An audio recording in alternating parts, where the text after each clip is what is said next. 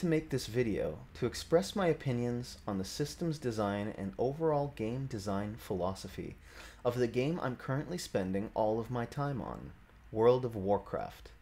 It has come to my attention over and over again during the last year or so of playing World of Warcraft that the development team are committed to very conservative implementation of their new systems.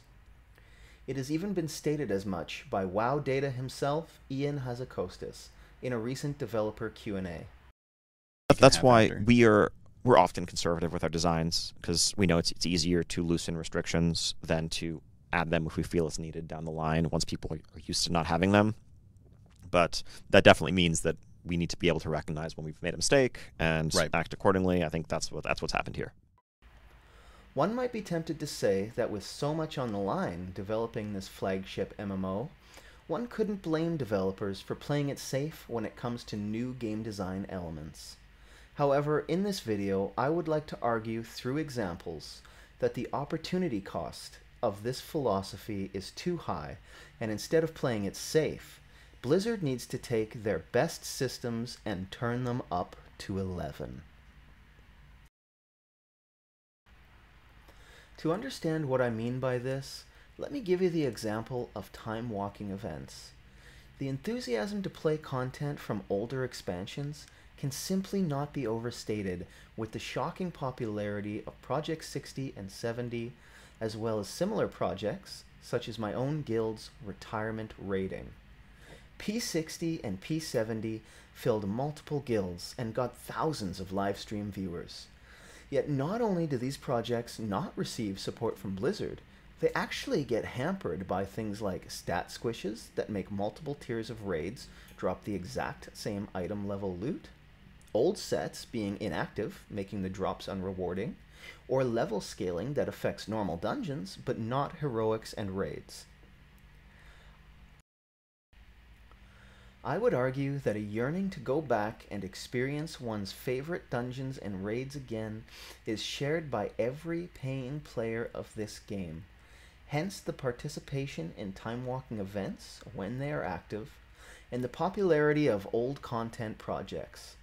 Time-walking is a system that could simultaneously satisfy the need of players to re-experience their favorite endgame content ever, while also multiplying the game's current endgame content several-fold. This could be implemented one of two ways, which I've thought of myself, and there are probably other great options that a professional game designer that wasn't weighed down by a philosophy of playing it safe could dream up for themselves. The first option is to simply make time-walking permanent and universal.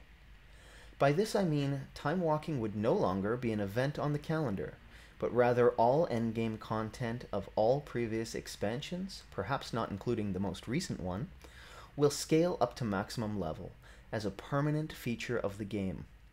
This would mean that a guild has an unending amount of content to choose from, week by week and month by month.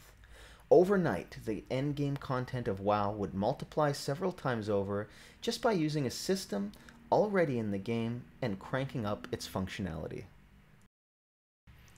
The second way time-walking could be tuned up, and one that might be more Blizzard style, is to make the events last much longer, such as 1 or 2 months, and include all dungeons and raid content of a single expansion each event.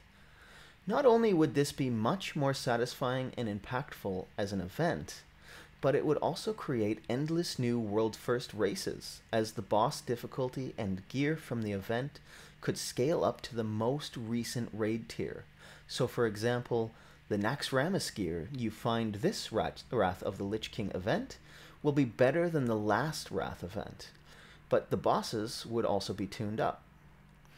If these events were 2 months long, then in a single year they could cover 6 full expansions worth of endgame content, which Blizzard wouldn't have to design because all of it is already designed. But that would feel fresh and exciting because each expansion would only happen once or twice a year, and their loot and difficulty would be relevant to players of all calibers. Of course, time walking is not the only brilliant game mechanic that was a huge letdown due to a conservative design approach. This topic of older content also leads to the discussion of level scaling, an amazing system that benefits everyone, but is much too restrained in its implementation. Would it be so difficult to have vanilla content extend beyond level 60? Would the system be too strained to have all expansion content from the Burning Crusade all the way to Warlords of Draenor scale from 58 to 100? I think this is another clear case where Blizzard needs to realize the potential of their own system and turn it up. How about flex raiding? I wonder how many hundreds of small guilds struggling to put Raid Night together would be catapulted into that coveted raid experience if flex raiding was made a little more flexible at the minimum player requirement. Say, down to 8 players. 2 tanks, 2 healers, and 4 DPS still sounds a whole lot like raiding to me, and old content projects have already demonstrated that a fulfilling raid experience can be had with even less than that. In summary, I find that the developers of World of Warcraft intentionally shackle their very best game systems, such as time walking, level scaling, and flex raiding, and so much more, with the, in my opinion, very ill-conceived, conservative game design philosophy. Please, Blizz, for the sake of your players who can see the obvious potential of these expansive systems, and are desperate for them to meet that potential, as well as for everyone who loves your game, turn it up to 11.